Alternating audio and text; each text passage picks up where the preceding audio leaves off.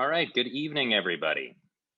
Thanks for joining us this evening at the PPL Flight Test Tips seminar. My name is Scott Chaco, and I'm going to be presenting a whole bunch of information tonight for those of you that are working towards a PPL flight test in the near future. So thanks for joining us this evening. Just a little intro about myself. I'm just looking at the participants here. I think I'm familiar with most of you, but for anyone that isn't, again, my name is Scott. I'm the Chief Flight Instructor at the Brampton Flight Center. I've been the CFI since 2015, and I've been a flight instructor before that. And I've been a flight test examiner since 2016. So I'm not an expert on very many things, but I would say a PPL flight test is one of those things that I actually know quite a bit about. Now, our goal tonight is just to pass on a bunch of information and kind of remove some of the mystery about the PPL flight test. Because of that, I will say for anyone that hasn't started flight training or is maybe very early in their flight training, I'll probably be using some terminology that as of right now might be a little bit beyond you, but of course this is all still valuable information, okay? One last note here, we are recording tonight, so just a heads up for anybody. Now, because we are recording, questions and I guess contact between myself and you guys is going to be a little bit more difficult. So I just thought I would throw up our contact information up here first. My contact information is up there at the top. My email is the easiest way to get a hold of me, cfi@bramfly.com. If you guys have any questions about any of the topics we're covering tonight, please feel free to shoot me an email anytime and I'll get back to you as soon as I possibly can. For any flight training questions, your best resource is going to be Amber McKinney at info@bramfly.com. All right, everybody. Here is the outline for this evening seminar. So I'm going to start off with our goal. Then we're going to move on to the flight test itself, so what you need to think of before you begin. After that, we're going to move on to the 4-point marking scale, which is the scale that's used for every exercise on the flight test. Next, admissions to a flight test. We're going to touch on the ground portion and the air exercises. That's where we're going to be spending most of our time this evening, is on the ground portion. It's more specifically the air exercises. Now, again, I won't be able to go through every single small little tidbit of information because a lot of that you're going through with your instructor. However, I'm going to be going over a bunch of information that I see from my side as an examiner, from my position as a chief flight instructor, and feedback from Transport Canada. After that, we're going to talk about the debrief, and then we're going to talk about any sort of partial passes or the possibility of a failed flight test. So to start off with, here is our goal. So first goal is to gain further understanding into the process of a PPL flight test. I know I was like this years ago when I was doing my first flight test. The PPL, because it is your first flight test, can be so overwhelming because you really don't know the process too well. Like I said earlier, we're here to try and just alleviate some of that mystery, just so we can get you a little bit more prepared for what you can expect. After that, our secondary goal is to learn information that will increase the likelihood of you excelling at your PPL flight test. So I can't guarantee that you're going to get 100% on your flight test. I can't guarantee that when you guys go, it will be a pass, but I'm going to pass off as much information as I can today to help you guys excel and really put the examiner in a good mood. All right, if you guys get nothing else out of this seminar tonight, make it this one thing to start off with. So all of the information that I'm touching on today, it's not private information. It is all public. Where it's going to come from is from this flight test guide from Transport Canada. If you guys just Google PPL flight test guide, it will be probably the first thing to pop up. Just a note for everybody, they've recently just come out with a new edition. It's actually not even valid yet. We're doing this at the end of February, and you can see here, this edition is dated March 2021. So I guess we're still 4 or 5 days away. The most recent edition is actually just correcting some minor administrative mistakes that was in the previous edition that came out in January this year. If you were to Google it, it's relatively difficult to find an older version. However, just on the off chance that somehow you find an old web page or something like that, the most updated one is dated March 2021. And again, everything we're going over this evening is from this flight test guide. Now, as an examiner, I have to ask a candidate before we even start the flight test if they're familiar with the flight test guide. If you guys as the candidates say no, we are not supposed to move forward with the flight test itself. So long story short, just make sure you're familiar with it. You don't have to memorize everything that's in there. Just make sure you're familiar with what exactly is inside here, and more importantly, I guess the exercises that you're going to be going over and the flow of the overall flight test. Now, again, a lot of what we're touching on tonight is going to alleviate some of that mystery, but again, just make sure that you guys are going through it on your own time. All right, everybody. So let's start off with before you arrive. So you've been doing your flight training and you're ready for your flight test. And let's say it's the day before, right before you arrive. First thing I have up here is contact your examiner the day before. The reason I recommend this, pretty self-explanatory to start off with, is just scheduling, right? Scheduling mistakes can happen. We just want to make sure we're all on the same page. The second reason that I say to contact your examiner a day ahead of time is part of this flight test includes a ground portion. And that ground portion is going to have a pretend cross country, let's call it, right? It's a trip that you will have to plan going from spot A to spot B to spot C. And there's going to be some sort of abnormality thrown in. You are allowed to start that planning 24 hours prior to the flight test itself, okay? Your examiner does reserve the right to do it a little bit later. However, the vast majority of flight tests that I've seen in my time, the examiner will actually assign that cross country 24 hours ahead of time. A typical cross country that I would assign as an examiner would be something like leaving Brampton. We are going to be landing in Wyerton, Charlie Yankee Victor Victor. There we're going to be picking up a couple more people. And then from there, we're going to be going to Kingston, CYGK. Now, as part of that planning, you don't have to plan back to your original point of departure. We're going to touch on that later on. Next thing I recommend is arrive rested and arrive early. COVID notwithstanding, if you can get into the airport early and just make sure you have the most updated weather and planning, that's ideal. And you know what, we still see it. We still see people show up. They weren't able to sleep the night before. They're just not in the proper state to do a flight test. So as best you possibly can, make sure you arrive rested and arrive early. Okay, so let's say it's the day of.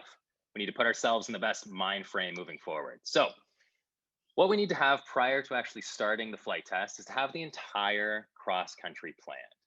At the Brampton Flight Center, we have some basic planning sheets.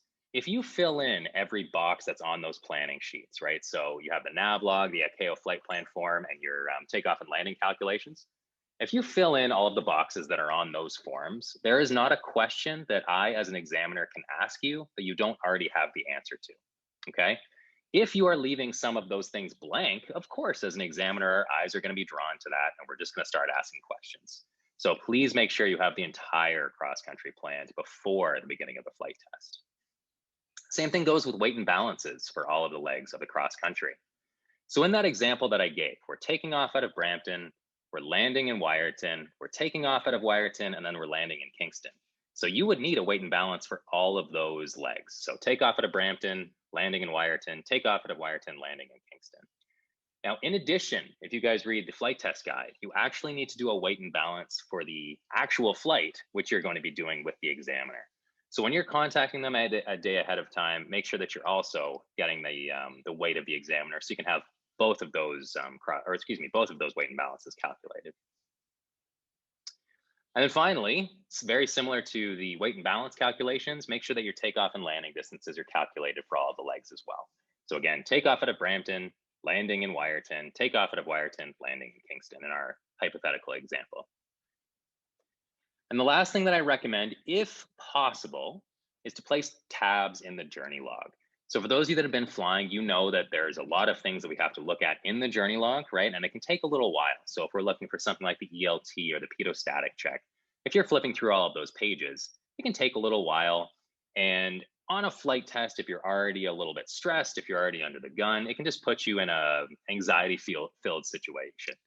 So if you can, and I can't guarantee this, but if you can try and get the aircraft documents ahead of time, place tabs in the journey log, and it will just set you up for success later on during the flight test. We're going to be touching on that a little bit more when we talk about documents here in just a minute. All right, so now let's say we're just about to start the flight test. Here are some things that a candidate needs to remember. Number one is avoid misunderstandings. There is nothing on the flight test that you don't already know about. This is not a pop quiz. Everything that's on this flight test you have been trained for, and there's nothing that an examiner can add in. So if the examiner asks you to do something that confuses you or you don't fully understand exactly what he or she is asking for, ask for clarification. There's nothing wrong with that. The typical example that transport always gives is stalls. If a flight test examiner is looking to do a climbing turning stall, one examiner might call that a climbing turning stall. One examiner might call that a departure stall. One examiner might call that just a power on stall. If there is any confusion, please just ask for clarification from the examiner. The next, no need to rush. If you need the aircraft for longer than your booking, we will do our absolute best to accommodate, but please do not rush through any of these exercises on the flight test. Rushing through it is not going to set yourself up for success moving forward. And next, and this is probably the hardest one, is put any mistakes out of your mind. You have to use the old, sports cliche. If you're a goalie and you let in a bad goal, you just have to put it out of your mind as best you possibly can. In all likelihood, at least what I found in my career, is that candidates that are starting towards a career in aviation or even just as something fun to do, in all likelihood, they're being harder on themselves when they make a mistake than the flight test standards actually are. So please don't beat yourself up if you find yourself making a mistake. Try to put it out of your mind as best you possibly can, and then move on to the next exercise. All right, so we've contacted our examiner ahead of time. We're in the right frame of mind. We have everything planned. Now we're talking about getting admission to the actual flight test itself. So first thing you're going to need is photo ID. I'll be honest, this is something that, because I'm familiar with the vast majority of our students, that sometimes I can get a little bit lazy with as an examiner, but nonetheless, the flight test guide does say that a candidate must show up with photo identification. The reason being, you are going to have a letter of recommendation from your instructor, and we need to make sure that the name on that letter of recommendation form actually corresponds to the person that's sitting in front of us. Next, you're going to want to make sure that you have your medical, your student pilot permit, and your radio license ready to go. As I was mentioning, you're going to want to make sure that you have that letter of recommend that's ready. I always tell my instructors to just leave the letter of recommend in the PTR, because you also need to bring the PTR to your flight test. Now, this is not so much for candidates to worry about, more for more for instructors to worry about. However, a letter of recommend is only good for 30 days. In the off chance that that letter of recommend expires, it's really up to the instructor to determine what is required to get another letter of recommend. In my career, I've dealt with students that are exemplary students, and I've just said, you know what, I know you're going to be fine on this flight test, even though the 30 days have passed. I'm just going to write another letter of recommend. I've also run into students that I know may have 1 or 2 weak areas, and maybe I want to do another flight as an instructor, just to make sure that we're covering those topics, to making sure you're as sharp as possible before the flight test. Again, not really too much for you to worry about as a candidate, but just so you have an idea of our thought process as an instructor. Next, proof of flight training, or your PTR. You do need to bring your PTR to the flight test. And again, more for your instructor to worry about, but we do need to make sure that all of the exercises have been taught. So assuming that all goes well, the next thing that's going to happen on the flight test is a pre-flight test briefing done by the examiner. And these are all the points that we need to touch on as per the flight test guide.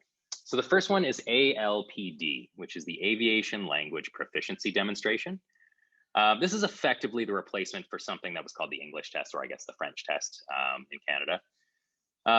The ALPD, if you are a Canadian citizen who has graduated from an English or French speaking high school, you're subject to what's called an informal ALPD, which just means that at the beginning of the flight test, you're going to have a conversation with the examiner, and they're going to determine if your English skills or your French skills meet the necessary requirements to hold a license. If you are an international student, you do have to do something called a formal ALPD, which must be done prior to the flight test. The next point we have on there, if in doubt, ask. We were touching on this earlier, but again, avoid any misunderstandings. Like I mentioned, this is not a pop quiz. There's no surprises on the flight test. So if you are asked something and you're a little bit confused, don't be shy to actually ask the examiner. Next, who is PIC? So this is something that's changed in the past handful of years. So from a legal perspective, the examiner is considered PIC, or pilot in command, on any flight test. There are 1 or 2 exceptions that I'm not going to worry about right now with everyone here, since we're talking about the PPL. But for PPL flight tests and CPL flight tests, what this group is going to be dealing with in the near future, the examiner is considered PIC. However, the candidate, because they're going to be the one flying 99% of the time, is effectively acting as the pilot in command. So any takeoff briefings, landing briefings, Hazel checks, whatever it may be, it's all on the candidate, not on the examiner. After all, we're testing you, right? The next point there, what to do in the event of an actual emergency. Now, because again, the candidate is going to be the one flying 99% of the time. In the event of an actual emergency, we want the candidate to deal with the situation however best they possibly can, however they've been taught to deal with it. In the event that the examiner needs to take control, that could happen, but it's not assumed. So if you are flying and you run into an electrical fire, take out the checklist, start dealing with the electrical fire how you have been taught. Don't assume that the examiner is going to do it on your behalf. That brings us to the next point, which is simulating emergencies. There are all sorts of horror stories out there. I remember when I was a student, there were all sorts of horror stories about examiners pulling out the mixture knob or turning off the fuel selector. I guarantee none of that is going to happen. We're not going to jeopardize safety, of course. Any sort of simulated emergencies on the flight test, we make very clear. We don't have the ability to do anything too drastic, put it that way. Last couple points here on the pre-flight test briefing. So next is the ground references. There are a couple points in particular on landing, on normal landing and short field landing, where you're going to be aiming for a specific spot on the ground. We need to make sure that the two people on board, the examiner and the candidate, agree to those ground references ahead of time. You can't be deciding in the flare. We need to decide ahead of time. So are you going to be using runway center lines? Are you going to be landing, for example, a beam of windsock, something like that? It needs to be agreed upon ahead of time. And then finally, you're going to move on to the sequence of events. Now, you do not need to memorize the sequence of events as the candidate. It's just a idea of exactly what's going to be happening as you move forward with the flight test.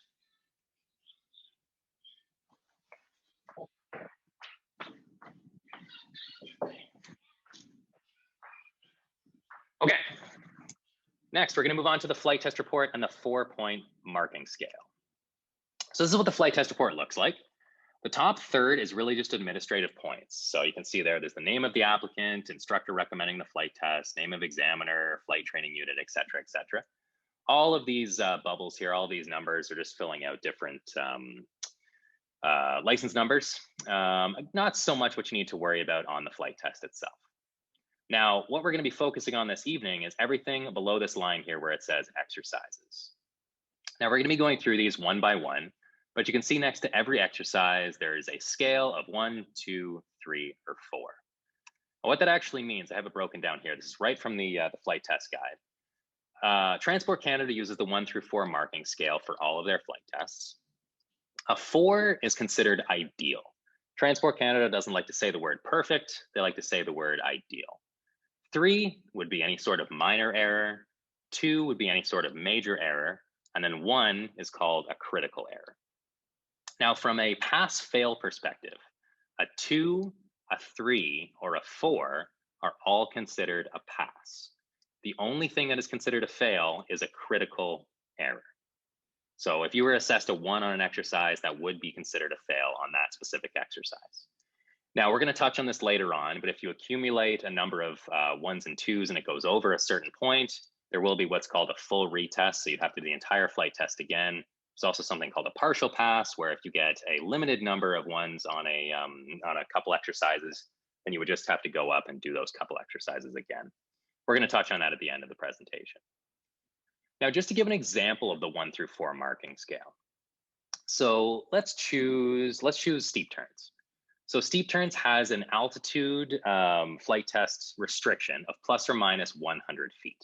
So if you tell the examiner you're going to do that steep turn at 4,500 feet, you have plus or minus 100. That's the flight test tolerance. Let's say you do that steep turn and the needle doesn't move. You don't lose any altitude. You don't gain any altitude. At that point, you would be assessed as a 4. Let's say that you did that steep turn and maybe it varied a little bit. Maybe it was plus or minus 60 to 70 feet. At that point, okay, you were still within the flight test standard, but it certainly wasn't ideal. It would be assessed as a 3. Now, let's say that you were doing that flight or that steep turn, and maybe you lost 150 feet. So you went beyond the flight test standard, but you corrected for it, right? Maybe you were only outside of that flight test standard for a couple seconds. You realized your error, and then you corrected for it accordingly.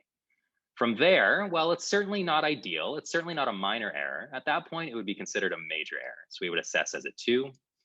And let's say that you either went beyond that plus or minus 100 feet and you didn't correct for it, or you doubled the standard. So say, for example, you lost 250 feet. At that point, we would have to assess as a 1, which is considered a critical error. Now that's an oversimplification because every exercise has a lot of different criteria that we're looking for as a flight test examiner, but nonetheless, that's kind of a basic overview of the 1 through 4 marking scale.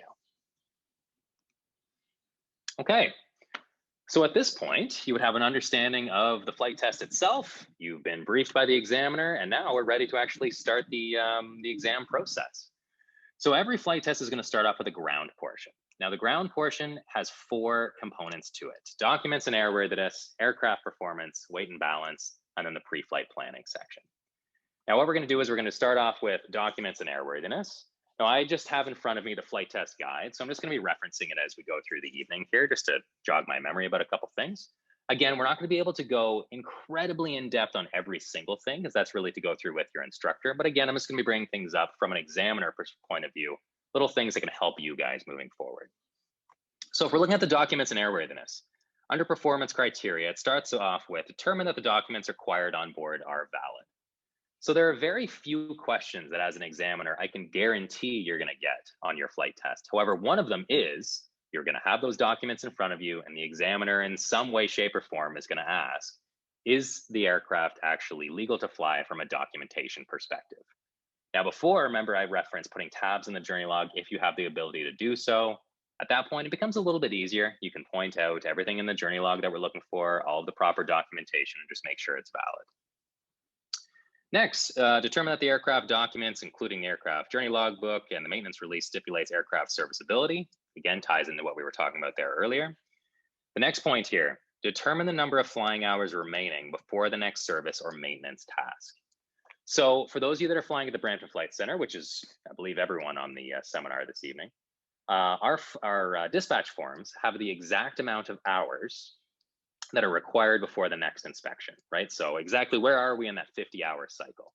However, from a flight test perspective, that does not meet the requirements. You need to make sure that you're going into the journey log and determining the number of hours as best you possibly can based off of the information that's in that journey log. Just pointing to the dispatch sheet does not suffice. Next, determine the impact of deferred defects on aircraft operations for the intended flight.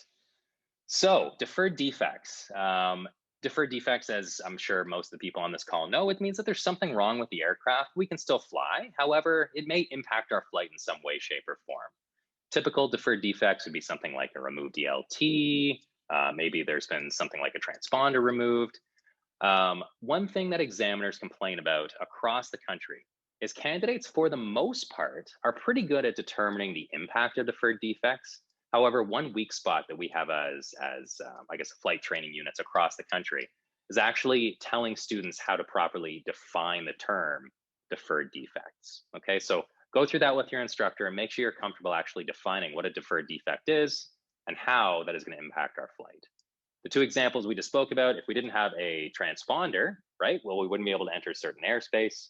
If we didn't have an ELT, we would be limited on how far we'd be able to go. Next, and this is an important one, explain the process for dealing with aircraft unserviceabilities discovered during the flight. Now, for anyone that's going into aviation professionally, you're going to be getting this question for the rest of your career. The only difference in terms of the answer is who you actually are going to tell. So I'll just use the Brampton Flight Center as an example. The thing we don't want to hear is, you're doing your walk around and you realize that one of the tires is flat. Oh, these things happen, but of course it's aviation. We need to make sure we're properly reporting it. We don't want to hear, yeah, I'm just going to wander over to maintenance and tell them, because that's not how we properly log things in aviation. So what we want to hear is that you're going to write it in the journey log. You're going to write it in the journey log properly. And at BFC, that means skipping a line so we can enter all of the previous flights. And then you're going to tell whoever is flight following you. So the best example would be the duty manager or the dispatchers. That way they're able to take the aircraft offline, pass it off to maintenance, and then they'll be able to fix it accordingly. Now, again, if you're going into aviation professionally, you're going to get that question over and over again. The answer doesn't change except for the fact of who you're going to tell. So you're still going to write up whatever the defect is in the journey log, and it's just a matter of, are you going to call your dispatchers? Do you need to call your company operations? Whatever it may be, but I would say be comfortable with that question moving forward. So a couple things on documents and airworthiness there. Now, let's move on to aircraft performance. Now, something that I always tell students, and this is actually in the flight test guide as well, this is a 100% completely open book test with one exception. And that exception just happens to fall under aircraft performance or under airplane performance. So it states here under the performance criteria in the flight test guide that for aircraft performance, the candidate must state from memory and explain the practical application of the following speeds: Vx, Vy, and Va. So again, state from memory. This is the only thing that you need to memorize. So make sure when you're going into the flight test that you know inside and out Vx, Vy, and Va, and Va for all three speeds. Remember, Va changes with weight. We need to make sure we have all of them memorized. Now, I guess the other thing that I would recommend, just again, given our flight at BFC, make sure that you know the exact numbers for the aircraft that you're planning on using. This is one of the few times that whether you fly in a 172R or whether you fly in a 172S or a 172P, it makes all the difference. Because if you provide those wrong numbers, believe it or not, the flight test is over. You would fail aircraft performance. And if you fail one of the ground items, the flight test does not move on to the aircraft. Okay, everybody? So please, please, please make sure you have memorized Vx, Vy, and Va. It's non-negotiable. Now, like I mentioned earlier, there are only a handful of questions that I can guarantee you're going to get on the flight test. One thing that I would highly recommend, put it that way, that you have a good answer for is Va, not only when you would use it, and of course the necessary airspeeds, but why it changes with weight. It's a relatively complex answer, but again, something you can go through with your flight, with your instructor, I should say. Because the examiners have to ask about VA, it kind of just leads easily into us asking about this relatively complex scenario of why VA changes with weight. So again, make sure you have all of those, you have an answer ready to go. Okay, next thing, if we're looking in the flight test guide, is calculate for the proposed flight the takeoff and landing distances required to clear a 50-foot obstacle. So again, like I was talking about earlier, we have all those planning sheets that are available at the front desk. This would be one of the sheets that are specifically there. If you fill in all of the boxes, there is not a question that an examiner could ask you that you don't already have the answer for. Okay, now in regards to aircraft performance, because this is its own section on a POH, the examiner can get relatively complex with it. So the only other thing that I would recommend for aircraft performance is go through section 5 of the POH and just make sure you're familiar with all of the tables and charts that are in there. For example, a question that I like to ask as a examiner is, tell me the stall speed of an aircraft with a rearward center of gravity with 30 degrees angle of bank and 30 degrees flaps, and I want it in calibrated. That sounds like a really, really mean question. However, in the performance section of the POH, there's a very simple chart that could give you the answer in just a second. So again, make sure you're aware of exactly what's in the performance section of the POH before you enter the flight test itself. All right, everybody, moving on to weight and balance. So weight and balance, again, if we're looking at the performance criteria, determine if the takeoff, landing, and zero fuel weights, as well as the computed center of gravity, are within the permissible limits. Demonstrate practical knowledge of how to correct a situation in which the C of G or the limits are exceeded, and explain the effect of various center of gravity locations on flight characteristics. So let's rewind to the first one there. Determine if the takeoff, landing, and zero fuel are all within permissible limits. This is something that we see on a PPL flight test is relatively well done. By this point, candidates have a pretty good understanding of weight and balance. I will say, remember we were talking about that pretend cross country that the examiner is going to assign 24 hours ahead of time. Now, in all likelihood, the examiner is not going to give you a simple weight and balance scenario. They're going to give you a scenario where maybe you are debating between taking more people or taking more fuel. Maybe they're going to give you a scenario where they know the weight and balance isn't going to work, and they're going to see exactly how you use your pilot decision making to actually deal with it. Now, it's hard for me to give a blanket statement on how exactly to deal with that. However, the thing that I always recommend to students is if you are sacrificing people for fuel, i.e. you're taking people out of the aircraft and you're adding more fuel, you are on the side of safety. So it would be very difficult for examiner to mark you down. If you are doing the opposite, so you are now taking more people and less fuel, that's where you can get into failure territory. Okay, now again, I can't say that with absolute certainty for every possible scenario because there are some extremes out there. For the most part, on the PPL flight test, if you say to the examiner, you know what, I wasn't able to take 4 people, but I was able to take full tanks, sure, that's a good answer.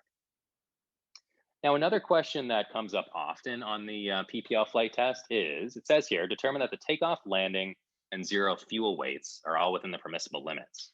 A question that I like asking on the weight and balance section is, why do we think that the zero fuel weight is important, right? Why do we think the zero fuel weight needs to be within that envelope in the C of G section of the POH? The reason is, if you look at the #1 cause of engine failures on single engine airplanes, it's people being cheap and not bringing enough fuel. So no one on this call is going to be one of those silly people, but hypothetically, if you were, well, not only have you been silly that you didn't bring enough fuel, but now if your C of G is outside of that envelope, the aircraft is potentially uncontrollable. So again, just a question that could come up there. Next point, demonstrate practical knowledge of how to correct a situation in which the center of gravity is out of limits or the gross weight is exceeded.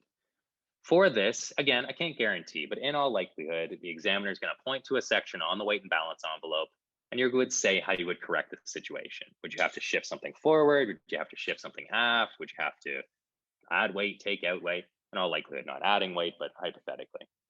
And then the last thing here is explain the effects of various center of gravity locations and aircraft flight characteristics. Across the country, this is the worst answered question in regards to weight and balance. So just make sure you're going through with your instructor on how exactly the center of gravity location is going to affect stalling, is going to affect fuel burn, is going to affect true airspeed.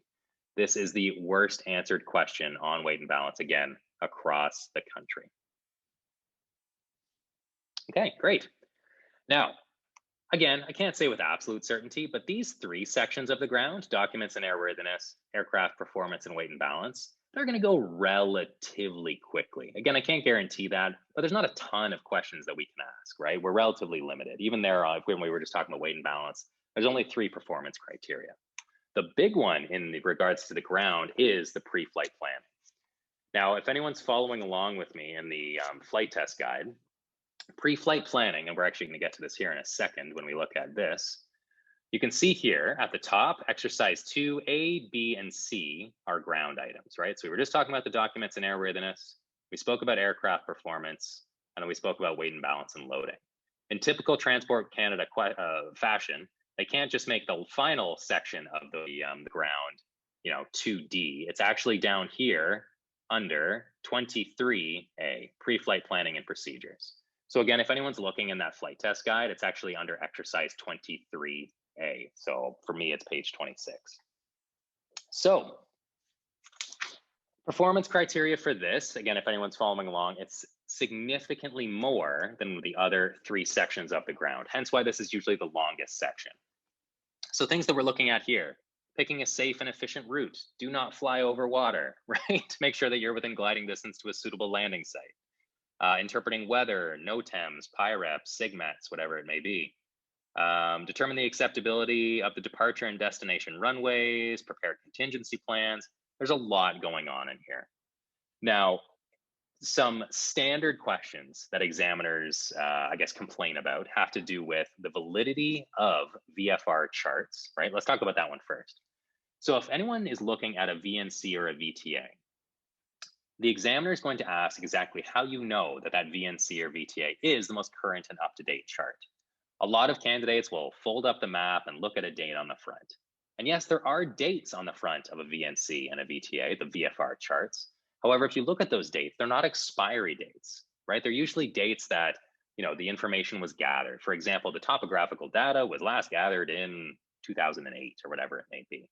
It doesn't tell you an expiry date. For example, if you guys look at the front of the CFS, it gives you an exact date and an exact time that that document is going to expire.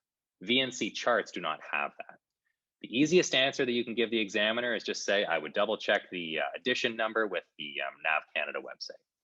Nav Canada website is going to say, you know, the Toronto VNC, the Toronto VTA is the 28th edition, and that is the most up-to-date one. Now, the other major complaint that examiners across the country have, it has to do with airspace. Airspace is the worst answered question in regards to pre-flight planning. So if anyone's weak on their types of airspace, airspace limitations, you know, a typical question would be, what's the difference between a Class C zone and a Class D zone? If you're weak on any of those topics, make sure you're going through that with your instructor, because I guarantee you're going to be asked a lot about it. Now, in this section is also the time where you're going to be asked to decode, you know, NOTAMs and weather. Something that I always recommend is just print off the NOTAMs and weather that you are using. For example, if you're starting your flight test at, you know, noon, but you last got the weather at 11, at least if you have it all printed off, you can say to the examiner, this was the weather that I was using to actually plan everything. It may not be the most up to date by the time the flight test starts, but the examiner can't hold you to that standard because that's beyond your control. All right, everybody. So the ground is going to take roughly an hour. And if you get to an aircraft, i.e. if the examiner says, hey, great, let's go get dispatched, let's head out to an aircraft, it means that you have passed the ground. Like I mentioned earlier, if you fail an exercise on the ground, you do not continue with the flight test. The flight test is considered a full fail. So after roughly an hour, the 4 things that we have covered is this. That's about it. So from there, let's start talking about the air exercises. Now, just to keep it simple, I'm going to do it in order that we see here on the sheets. We're going to start off with 2 and then 4 and then 9, 11, et cetera, et cetera. However, just to talk about a typical flight test, I'll talk about one of my typical flight tests just to keep it simple. I would usually start off, of course, with the ground items, right? So we can see here, pre-flight inspection, of course, that has to be done on the ground, engine start, run up, checklist, and operation of aircraft systems. From there, of course, you're going to taxi out to a runway, so taxiing would be assessed. Again, one of my flight tests, I would transition to some sort of specialty takeoff, followed by the circuit, followed by some sort of specialty landing. For myself, I don't like to flip the scenario in the air because it doesn't set the student up for success. So what I mean by that is if I give a candidate a short field takeoff, they'll do a short field landing. If they do a soft field takeoff, they'll do a soft field landing. All right, moving on. From there, because we just did a full stop landing, we would then do a normal takeoff, followed by the departure and the en route procedure. After we'd be done the departure and the en route, the next thing we would tackle is exercise 24, which is full panel and unusual attitudes, the instrument time. After that, we would do all the upper air work, so your slow flight, stalls, spirals. After that, we would do the lower air work, so your forced approach, diversion, and precautionary, and then we would return back to the field for a normal landing. Again, you guys don't need to memorize that, just giving you a basic overview. We're going to go through these in order, just to give an idea of exactly how a standard flight test, I would say, would actually go. Let's talk about these one by one. So we're going to start off at the top there with exercise 2D, pre-flight inspection. Now, this is something across the country that, of course, is assessed relatively well. I forget exactly where the Canadian average lies, but I would imagine it lies somewhere between a 3 and a 4. If a candidate were to lose marks on the pre-flight inspection, usually, according to Transport Canada, it has to do with the walk around itself not being logical. So what I mean by that is, if you are draining fuel from one wing and then you're checking the empennage and then you're back up on the wing and then you go in the aircraft for some sort of other reason, that doesn't make sense. That's not a logical and organized walk around. If you guys are doing a walk around as per the POH and it makes sense from a logical perspective, you're not running around the aircraft, you're not darting around, then in all likelihood, it's going to be an easy 4. Next, engine start, run up, and use of checklists. So again, something that's relatively well done across the country. If a candidate were to lose any marks on this, for the most part, it's not with the engine start, it's not with the run up, because those are things that happen all the time, and it's relatively straightforward by the point you're at the flight test, but it has to do with the checklist. Not that checklists aren't done over and over again, because we know that they are on every flight. However, it's easy for a candidate to maybe get lazy with a checklist or maybe forget one altogether. If a candidate does miss a checklist altogether, that is considered a failure of this item. So we don't want that. The most forgotten checklist, again, in my experience, is the after landing checklist. Is because you've landed, everything's good, you're feeling good after the flight test perhaps, and you just want to taxi in and been told that you pass, but make sure we're not forgetting any of those critical checklists. Now, a question that we get in regards to checklists have to do with memory items. So if we're talking about, for example, a downwind check, right? Or we're talking about emergencies. So remember, if there are any memory items, that's no problem. Of course, you don't have to double check your checklist.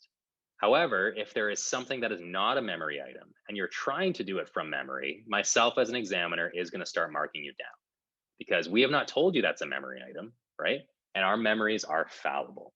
The checklist itself is not going to change. So again, long story short, if it's a memory item, of course, you need to know it inside and out. But if it's not a memory item, please take out your checklist.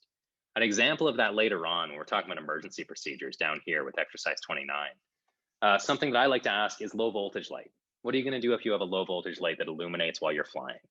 Some people will actually try to do that as a memory item. However, the proper answer, the proper thing to do is to take out the checklist. You'll note that nothing on that checklist is a memory item. And then, of course, we would mock going through all of those actual checks. We're not actually going to be turning off the electrics. We would go through it, or we at least pretend to go through it. All right, next, let's move on to operation of aircraft systems. You can see here it's 2F. Oops, sorry about that. So operation of aircraft systems. So a examiner is going to ask you to go through 2 aircraft systems. There's a list of them that we can choose from in the flight test guide. However, it does also say any system that's applicable to the aircraft that we're flying. For myself, I usually do 1 aircraft system while you're doing the walk around. Since we're there anyway, right? I can ask you about maybe the flaps, maybe the electrics, maybe some antennas on the aircraft. And then I usually ask about 1 of the aircraft systems in the air as well. For this answer, we don't need anything too in-depth. We don't need you to draw the electrical system or give us a schematic of the fuel system. We just need to make sure that you have a basic understanding. Now, there's nothing in, sorry, I was just gonna say, there is no real guidance in regards to whether a candidate is allowed to use the POH or not for this. I would say if you're getting confused, feel free to take out the POH. It's fair game. Nothing in here says that it has to be a memory item. All right, so from there, the aircraft is now started up and we're gonna move on to taxiing, exercise number 4. Now, believe it or not, ladies and gentlemen, taxiing is one of the lower marks on a Canadian average for PPL flight tests. The reason is that taxiing has so many opportunities for something to go wrong, right? You're taxiing many times on the flight test, or you're taxiing out to the runway, you're taxiing back from the runway, right? And when you think about taxiing, there's a lot going on. There's a lot of opportunity to lose marks.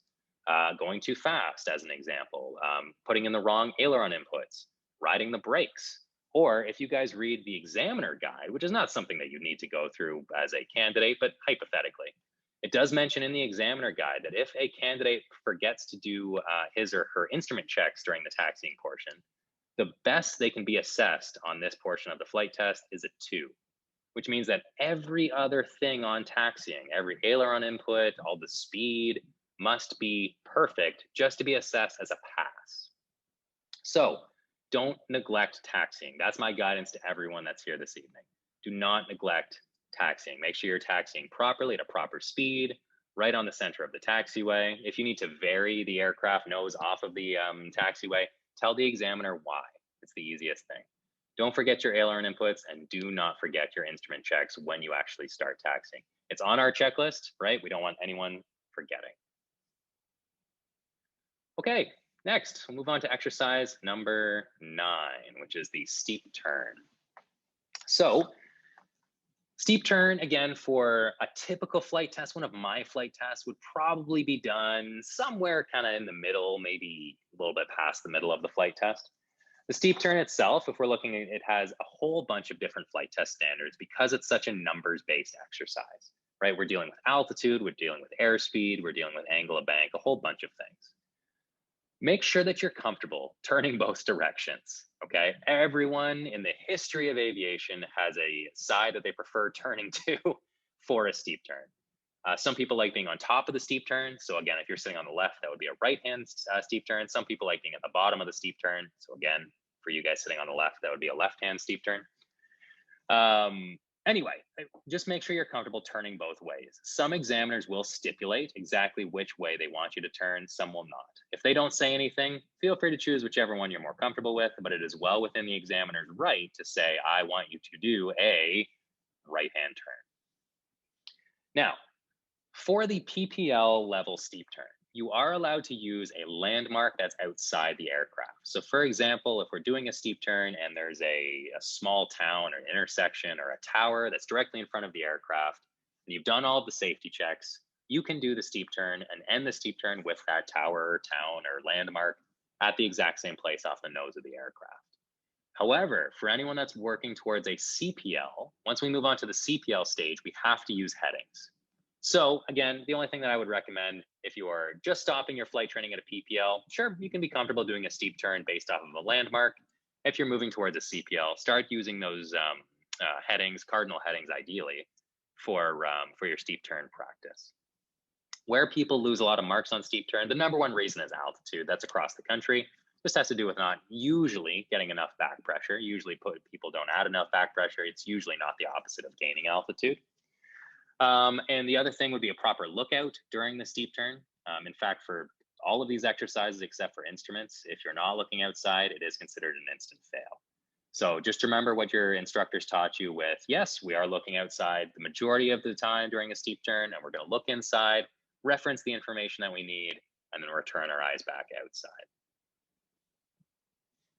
All right, now again, a question that we get often has to do with Hazel checks for the steep turn. Remember, a Hazel check is not required prior to a steep turn, but you do need to make sure that you are doing a proper lookout all around the aircraft. However, if you guys are up there on the flight test and you're having, you've just forgotten, I don't know, you're having a brain fart at that moment, just do a Hazel check. An examiner is never going to mark you down for doing an extra safety check, right? So if you're forgetting, just do a Hazel check and it'll be no issue whatsoever. Next, let's move on to exercise number 11, which is slow flight.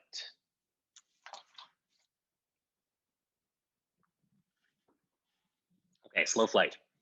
Very similar to steep turn, slow flight has a lot of number-based criteria that's built into it, right? So you can see here, plus or minus 100 feet, roll out on a specific heading, plus or minus 10, angle of bank 5, et cetera, et cetera. However, the number one reason that people fail slow flight, believe it or not, has nothing to do with those numbers. The number one reason that people fail slow flight is they fail to look outside during the exercise. Okay? The reason that happens is because, I mean, put yourself in the shoes of a candidate, right? Where they're doing slow flight, they're in a nose-up attitude.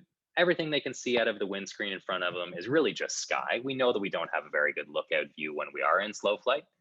And everything they need to meet the criteria that's outlined in this flight test guide is in front of them, i.e. they can see their altimeter to make sure they're plus or minus 100 feet. They can see their heading indicator to make sure that they're plus or minus 10 degrees. However, do not neglect the fact that this is a VFR exercise. Like I said, everything on here with the exception of instruments, you have to make sure you're maintaining a proper lookout outside for other aircraft.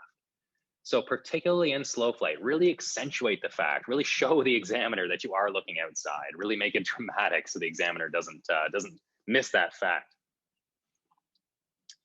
Now, other ways that you could fail slow flight, again, has to do with forgetting a Hazel check at the beginning. It is required for slow flight, or again, that criteria that's built in. Now, in fact, just going back to the lookout that I was stressing there a second ago. So when I did my flight test, my PPL flight test, many, many years ago at this point, a turn was not built in to PPL slow flight. It's something that they've added in the somewhat recent past. Believe it or not, the only reason that's been added in, of course, it does have to do with aircraft controllability at low airspeeds, but it also has to do with the fact that if an examiner asks you to turn to the left, are you actually going to look before you turn? Okay, so if you are just looking straight ahead at the instrument panel, and you start that left-hand turn, that's a dead giveaway you're not looking outside, and that exercise would be assessed as a 1 right away, regardless of your altitude and airspeed and heading, okay? So if there's, again, one thing I can stress about slow flight, it's make sure you are still looking outside. Next, let's move on to exercise 12, and you'll notice here on the PPL flight test, it's broken into 2 sections. We have section A, a power off stall, and section B, a power on stall. Across the country, these are relatively well done. Where candidates where candidates lose marks has to do with not recovering fast enough or not recovering properly. So what I mean by that is maybe they're using aileron to pick up a dropped wing opposed to rudder. The other thing that causes candidates to lose marks, not a drastic amount, but it still does happen. If you read the flight test guide, it does say they must recognize and announce the onset of a stall. So a candidate must recognize and announce it, i.e., when that stall happens, you need to say stall or there it is or something. If you don't, the examiner doesn't really know if you could properly identify the moment that the stall actually happened. Okay. Again, going back to the Hazel checks are required prior to each stall. Do not get lazy with that, right? It's not one Hazel check per exercise, right? It's one Hazel check per stall. So you're going to do at least 2 stalls on this flight test to make sure there's a Hazel check prior to both of them. Next, we have the spiral. Spiral is a VFR exercise. I know it can be done during the unusual attitudes, which we're going to touch on here in a moment. However, spiral, for the most part, the examiner is going to have to take control. I shouldn't say for the most part. The examiner is going to have to take control and enter the spiral for you. And it is on the candidate to return the aircraft back to straight and level. Now, if you guys read the flight test guide, it doesn't say that you need to recover to a specific altitude or a specific heading. It just says that you must recover back to straight and level. So just make sure you're recovering properly, right? The spiral recovery, throttle idle, wings level, ease out of the dive. Make sure you're recovering, I would say, abruptly, but not dangerously. We're not letting the aircraft develop too far into that spiral. And make sure, again, we're just recovering back to straight and level. We're going to touch on slipping here in a moment when we talk about the forced approach. So at this point, let's go down to normal and short field and soft field takeoff. So the number one complaint that examiners have both in-house at Brampton and across the country when it comes to takeoff and landing actually has nothing to do with stick and rudder skills. It has to do with the pre-takeoff briefing. And remember, even though the examiner is considered legally PIC on this flight, it's still on you guys as the candidates to give us a proper briefing prior to takeoff. So a proper takeoff briefing is going to talk about the takeoff itself a little bit, talk about the emergency procedures that could happen, i.e. if there's an emergency on the runway or after takeoff. Talk about the noise abatement. Remember, every runway at Brampton does have a noise abatement sign that's near the hold short line. And then finally, you need to determine a go and no-go point. If you forget any of those 4 points on any of your takeoff briefings, you are opening yourself up to losing marks unnecessarily for something that's just talking, right? Again, we're not even talking about stick and rudder skill at this point. The other thing I'm going to recommend, or the other thing that you guys need to do, you are going to be doing a minimum of 2 takeoffs, which means you need to do a minimum of 2 takeoff briefings. Consider takeoff briefings the same as Hazel checks, right? You don't do one based off of time or based off of duration since your last one. You do it based off of how many times you're doing that exercise. So if we're doing 2 stalls, we need 2 Hazel checks. If we're doing 2 takeoffs, we need 2 takeoff briefings. Now, of the takeoffs, the one that is marked down the most has to do with soft field takeoff. The reason being it is the most stick and rudder heavy exercise for takeoffs. For short field, again, it would be second on that list, and then normal takeoff is the most well-performed exercise of the takeoffs. It's unsurprising at that point. But again, don't find yourself losing marks unnecessarily by just forgetting a briefing. Next, exercise 17, the circuit itself. So the circuit, again, at Brampton can be a beehive, as we're all aware, right? There's a lot of traffic that's flying around. For the most part, if you are flying as per the cars, you're not cutting off any aircraft, you're flying as safe as you possibly can, and you're within plus or minus 100 feet, the circuit is not something that's marked down often. However, the frustration at Brampton is that there is a lot that is outside of your control, right? How many aircraft are in the circuit? How many aircraft are trying to take position if someone's going to cut you off? Now, remember, in regards to the circuit, and really this loops into exercise 18, landing. If you need to overshoot or if you need to amend your circuit in any way, shape, or form for safety, that is no problem whatsoever, right? Nothing says on the flight test you have to land. Just like in aviation, nothing says you have to land, right? If you need to overshoot, that's no problem at all. If you need to overshoot continuously because you can't land the aircraft, well, that's a whole other concern. However, again, if someone takes position in front of you, overshoot. If someone cuts you off in the circuit, deal with the situation however best you know how. But do not neglect safety just because you're on a flight test. Where we find that being more of a possibility across the country is in exercise 16, 17, and 18. All right, now let's talk about exercise 18. So we have normal approach and landing. We have one of the short field or soft field, and then we have an overshoot, which we're going to touch on in a moment. So let's talk about the normal and the short field and the soft field. So of all of the flight tests in Canada, or let's talk about the PPL first. So on the PPL flight test, the most failed thing is forced approaches, down here, exercise number 23. The second most failed thing is exercise 18. Don't let that intimidate you. I just want you to know that information going in. The reason being, you can then focus on that information if it is a weak spot for you, and then you can correct it prior to the flight test. Now let's talk about the normal approach and landing first. Again, it does need a briefing ahead of time. That's effectively the downwind check. Normal approach and landing, it does have a window that you're aiming for, right? It's plus 400, minus 50. Now, what we find sometimes when people are transitioning to a flight test environment is they will hyper focus on their intended touchdown point to the point where they're actually neglecting a safe landing. Remember, the flight test guide doesn't say you need to hit a spot. It says you need to tell us where you're aiming for, but it doesn't say that you need to hit an exact point in space on that runway. It is a window that you can hit. So please never ever neglect a safe landing for hitting your intended touchdown spot perfectly, right? I would rather you float 200 feet past your intended touchdown spot, but your landing was a beautiful, perfect, nice, smooth landing.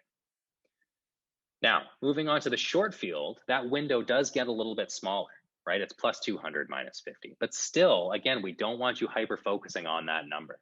Aim for that window, right? It's a relatively large window, and then make sure that you're touching down safely, right? Before adding brakes, flaps, and elevator to actually initiate that short field. Another time that people lose marks on the short field landing is when they are hyper-focusing on their touchdown point again, to the point where they actually forget the fact that they're doing a short field landing. And then they'll hit their touchdown point perfectly. Maybe it was a safe, nice touchdown, and they'll say, great, that was fantastic. But no, you're not actually done. Don't forget that you're actually doing a short field, and there's not that much to it. A landing's not done until you're past the whole short line. And then finally, let's talk about the soft field. So again, just like the other two, does require a landing briefing, but the soft field, all it says in the flight test guide is you need to hit the first third of the runway. That's all there is to it. So here, your window has gotten even larger. Now, for the soft field landing itself, many of you, I'm sure, add a little bit of power when you're in the flare to assist you with that soft field landing, and that is fantastic. There's nothing wrong with that. That is a technique that instructors teach for a reason, right? It is a technique that works. However, if you guys read the flight test guide, nothing in there says we need to see a slight addition of power to make sure that that soft field landing is done properly. So the word of wisdom I'm going to give to everyone that's going to be doing a flight test soon. If you get a soft field landing on the flight test and you're going to do a perfect soft field landing without any addition of power, nothing says you need to add power. Your goal is to hold that nose off as long as you possibly can. All right. Now, touching on those windows that we're actually going to be aiming for on our normal and our short field landing, the other thing that I wanted to remind you of is that we can double the standard before we would assess a fail. So what I mean by that is, for a normal landing, or let's use the short field since it's a smaller window. For a short field landing, you have plus 200, minus 50. So really, before you would be assessed a fail, that means you have plus 400, minus 100. It's a 500-foot window on a runway that's really only 3,500 feet long, right? So that's a very big window to hit. So again, please do not hyperanalyze the fact that you need to hit a specific point in space, just somewhere within that window. But please never neglect a safe landing for your intended touchdown point. All right, next, let's talk about exercise 21, and I'm actually going to loop in exercise 23D, diversion, into it. So on the flight test as an examiner, there are really only a few times when I can get creative, right? A circuit is a circuit, a spiral is a spiral, a stall is a stall. Okay, sure, maybe with a stall I could ask with or without flaps, but it's really about as creative as I can get. With the precautionary landing and the diversion, right? So that'd be exercise 21 and exercise 23D is really the only time that I can get a little bit creative and test your pilot decision making. So what I mean by that is when we are assessing or when we are assigning a precautionary or a diversion, really the examiner should not say, I want you to do a precautionary landing in this area, or I want you to do a diversion from point A to point B. Really, what the examiner is going to give you, or what they should give you, they reserve the right not to, but nonetheless, in a perfect world, they would give you a scenario and see exactly what you would choose given that scenario. So maybe there's weather all around, maybe there's whatever it may be, a mechanical failure, who knows, right? My word of wisdom to everybody, make sure you are choosing the safest possible option. So an example that I'll give, precautionary landing. So maybe we're heading back to Brampton and I give a scenario saying something along the lines of, all right, you were gone for your cross country and you heard while you were gone there was some snow and you're not sure whether they plowed the runways or not. If after doing the high level inspection, the low level inspection, I still tell you, you know what? Yeah, you've seen that they have not plowed the runways. Don't assume that the examiner wants you to land at that airport.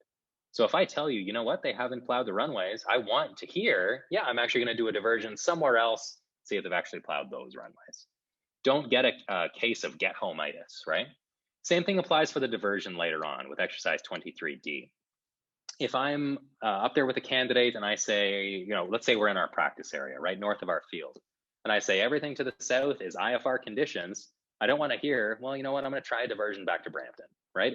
Make sure you guys are choosing the safest possible option. From that, assuming that everything's being done again as per the flight test guide and as per you've been taught, exercise 21 and 23, again, from a flying perspective, they are difficult exercises, but really what we're testing there has to do with your pilot decision making. All right, let's move on to exercise 22. Exercise 22, you can see it is section A and section B. So section A, control and approach, is how exactly you are planning that forced approach, how exactly you are getting the aircraft to a point where it could be landed in the field. And then section B is cockpit management. So all of those secondary checks, right? How are you actually doing the Mayday call? How are you actually doing the attempted restart or briefing the passengers? Again, if we were to rewind in time a million years ago when I did my PPL, this was actually one exercise, but because of some details I won't bore everyone with, it was broken up into two. Like I mentioned earlier, the forced approach on the PPL is the most failed exercise. The most failed thing across the country is the P180 on the CPL exercise, but on the PPL, most failed thing is the forced approach followed by landing. Again, don't let that intimidate you. The number one reason that people fail just has to do with making the field. That's all there is to it. Either they overshoot or they undershoot, one of the two. The only way we can actually overcome that is just through experience. So again, if you are considering this a weak part of your training, make sure you're doing it over and over and over again. The other thing that I recommend to students is sitting at home, you cannot control or you can't properly simulate, let's say, the control and approach section of this forced approach, right? You can't really simulate that. However, the cockpit management section, you can practice at home on your couch because that's just talking. The quicker you can get through the cockpit management section properly, then the only thing you need to worry about at that point is just flying the aircraft and making sure you can bring it down to its intended touchdown point in a field. Okay, so again, word to the wise here, get through the cockpit management as quickly and efficiently and properly as you possibly can. And then from there, move on to the control and approach. Again, where people will lose marks here has to do with picking the field, as I mentioned, making the field of itself, right? Are you actually making it or not? And then properly doing the cockpit management. All right, moving right along here, almost to the end. So we have exercise 23. We've already done 23D. Let's talk about exercise 23B and 23C, which is the departure and the en route procedure. Now, if we're looking at the departure and en route procedure in the flight test guide, hold on, I'm just going to pull it up here. They are not overly difficult in terms of stick and rudder, right? It's not too difficult to maintain the plus or minus 200 feet we have on the en route procedure, or the going to intercept your planned track on the departure procedure. However, there are lots of small things in here that could cause you to lose marks. So for example, if we're looking at the departure procedure itself, it notes here under the performance criteria, note takeoff time, something that a lot of students forget. At that point, if you forgot the takeoff time, well, you would go from a 4 to a 3, assuming everything else was done properly. It's a small thing that can make a big difference moving forward. Another thing that is often forgotten is, here we go. Again, for anyone following along, performance criteria under D, open the flight plan with ATS or air traffic services, or simulate opening with the examiner. So I know that flight plans in Canada open up automatically at the time that we specify, right? That does happen, you're absolutely right. However, Transport Canada specifically wants me to test you as the candidate that you are simulating calling up your local FIC, for us in this area of the world, London FIC, to confirm your flight plan is open. The reason that was added to the flight test is actually what we're testing is, do you know the proper frequency to call up your local FIC to confirm that flight plan is open? Because of course that frequency is going to change. If we're looking at Ontario, it's going to change continuously based on the area in which you find yourself. Again, it's a small thing that can make a big difference. If we're looking at the rest of the performance criteria, it's relatively straightforward, right? Complete appropriate checks, note the estimated time of arrival for the first turning point, note set heading time. Again, stuff you're going to be going through with your instructor. But where we see losing marks is forgetting the takeoff time and forgetting to confirm that flight plan is open. For the en route procedure, where people can lose marks is just really, I would say, getting a little bit confused about the calculations that they have to do. This is something, again, you're going to be going through with your instructors. Make sure you're comfortable with both the CX2 and the E6B, or the CX3, I should say, some sort of electronic flight calculator, as well as the E6B, or the more traditional flight computer. Just because it is within the examiner's right to say, well, okay, you have your CX2 or your CX3, but the battery's died, so what are you going to do now? If we're looking through the rest of it, again, in terms of stick and rudder skill, not too much there. Again, they've even given you an extra 100 feet. It's plus or minus 200 feet for this exercise, and really just some calculations that you have to do. All right, almost there. So now we're on exercise 24. Again, for one of my flight tests, it would probably be somewhere near the beginning once we actually got out to the practice area. Now you can see here on the PPL flight test, this is the typical example I always give of our job in the flight training world is not to allow you as the candidates to pass the flight test. That's not our goal. Our goal is to create safe pilots. And the example I always give is exercise 24. If you look at this flight test report, the only thing that we test you on is full panel and unusual attitude. So if you're looking at exercise 24A for full panel, all we ask for on the PPL flight test is you're wearing the hood at this point. You're just referencing the instrumentation, right? This is the only time on the flight test where you don't have to look outside. And we just want you to fly for 2 minutes straight and level, do a 180-degree turn, and then fly for 2 minutes straight and level. That is it. There is no climbs, there is no descents for full panel instrument time on the PPL flight test. So again, I stress to all of my instructors, I'm going to stress it to everyone on the call this evening. This is the typical example of make sure that during your training, you are aiming for above and beyond this flight test, right? Doing 2 minutes straight and level, a 180-degree turn, a 2 minutes straight and level. Any instructor on staff can teach that to a candidate in under an hour, right? We need to make sure that we're going beyond that.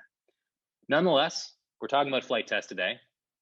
Where people can lose marks on this, if you guys go through the flight test guide, remember I was talking about that turn, right? So we're doing 2 minutes, a turn, and then 2 minutes. What the flight test guide says is you should not go beyond the limit of the turn coordinator on the PPL flight test. So if everyone's picturing a turn coordinator, you know, at a certain point, that little airplane, if you're turning left or right, is going to stop turning left or right. It's reached kind of the end of it's reached the limit of the instrumentation. If you reach that point, you have gone to too high an angle of bank for this particular exercise. So even though it's not required on a PPL flight test, what I always recommend to students is just do a rate 1 turn. If you're not familiar with what a rate 1 turn is, make sure you're going through that with your instructor. But if you're doing a right one turn, you're certainly meeting all the criteria on the PPL. And if for anyone moving towards the CPL in the future, that's the criteria you're going to be marked to later on. The other exercise for exercise 24 is 24C, which is the unusual attitude recovery. So in the PPL flight test, I can really only put you in two different types of unusual attitude, either nose up, approaching a stall, or nose down, beginning the opening stages of a spiral dive. The examiner is not going to put you in a spin or anything too dramatic. We are putting you in scenarios that are approaching a dramatic scenario. Where people lose marks from a flight test perspective has to do with their guessing. So prior to recovering for that unusual attitude, the examiner is going to take control, probably going to go left and right and up and down and have you look down or close your eyes in some way, shape, or form. From there, again, we're going to try and get you disoriented. We're going to put the aircraft in that unusual attitude, ask you to look up, and then recover accordingly. Make sure you're not guessing. If it takes you an extra 2 seconds to take in all of that information, specifically from the airspeed indicator in this example, to figure out which unusual attitude you are in, take that time. Don't rush. Where people can fail is if they think, you know what, I can tell from my body right now that we're in a nose up attitude. Therefore, when the examiner asks me to recover, this is what I'm going to do. But remember, the reason we teach instrument time is the whole point is that you can't trust your body, right? You have to only trust the instrumentation. So please do not guess. All right, just a couple more here. Next is emergency procedures. We already touched on this, I guess, quickly earlier. So you're going to be asked at a minimum 2 emergency procedures. As per the flight test guide, at least one of them must be in the air. There is a list in the flight test guide of all sorts of different things we can ask. We can get a little bit creative here.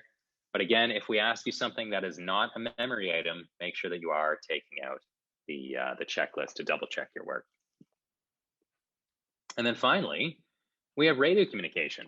Now, across the country, radio communication is relatively well marked. It's not something that is failed often, although it is, I suppose, a possibility. There is not one exercise where it's actually going to be radio communication. It's going to be kind of done throughout the flight test.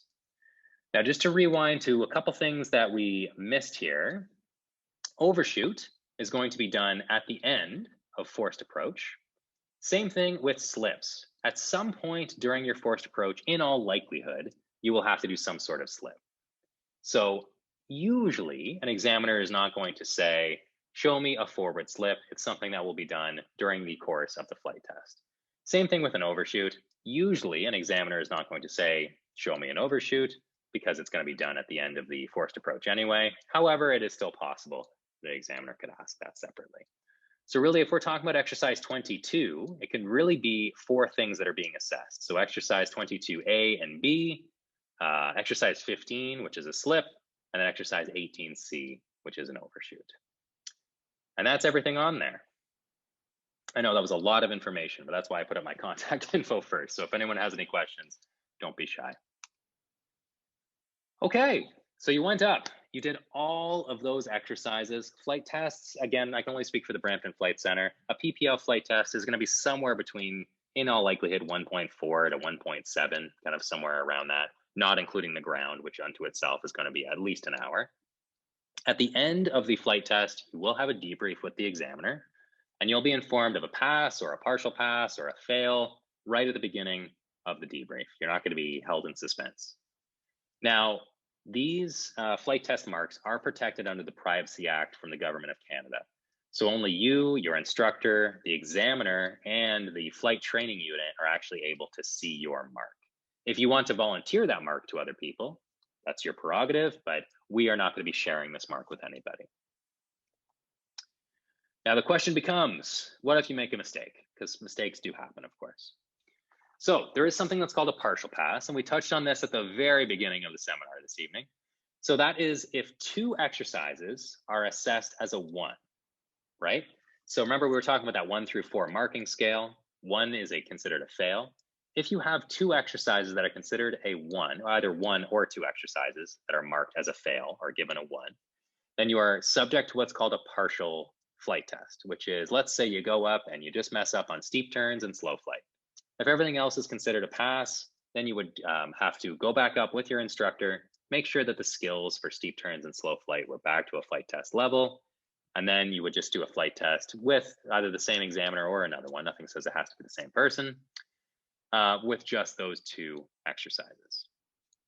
If there are 3 exercises that are considered as a fail, then it is a full failure and the entire flight test must be done again. So just expanding on that, again, if 3 exercises are given a 1, it's a full failure. Any unsafe or dangerous flying is considered a full failure. And again, not complying with the proper lookout throughout the flight test, with the only exception being the instrument time, which is exercise 24. Now, just to add to that confusion, in the, I guess, the recent past, or in 2019, I believe, the end of 2019, Transport Canada put out an advisory circular, which is effectively just a amendment to the existing CARs that state that a candidate can get a maximum number of 1s and 2s combined on a flight test before it's considered a full failure. Now, what we're dealing with here is the private pilot license A, or for airplane, is right here. You can see the number is 5. So what that means is a candidate can get up to 5 2s on a flight test, and it would still be considered a pass. If they were to get 6 2s, which again is considered a major error, right, then it would be considered a fail. And the reason that this exists is previous to this, this rule existing, hypothetically, a candidate could get a 2, which is a major error, on every single exercise and still be considered a pass. We don't want that, of course, which is why this rule came in.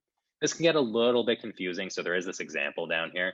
If you do have any questions about it, feel free to shoot me an email. I'm happy to help.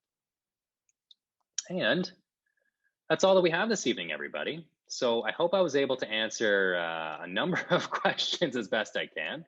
Hopefully we alleviated some of the mystery about flight tests.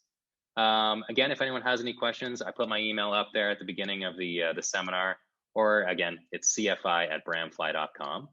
And other than that, thank you so much for joining us this evening.